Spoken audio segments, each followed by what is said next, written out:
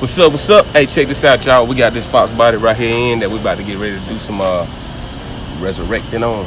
So see this bad boy right here, done sat in the field literally 2 years, I think my man said, and he finally decided he wanted to do something with it. So what we're gonna do, we're gonna go back red with it, but we're gonna do a full complete paint job that's underneath the engine bay, underneath the hood in the engine bay, inside the door jambs, under the trunk, everything. So we're gonna make this thing back to how it was its original state, but better.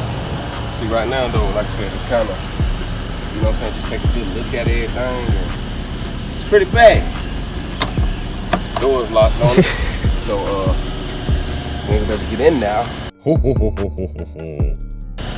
And as far as the lights and stuff, he gonna replace the lights. We're gonna get different lights.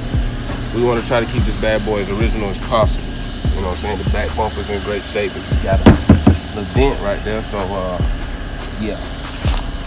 Excuse the branch and stuff. This is where the tow man dropped it off.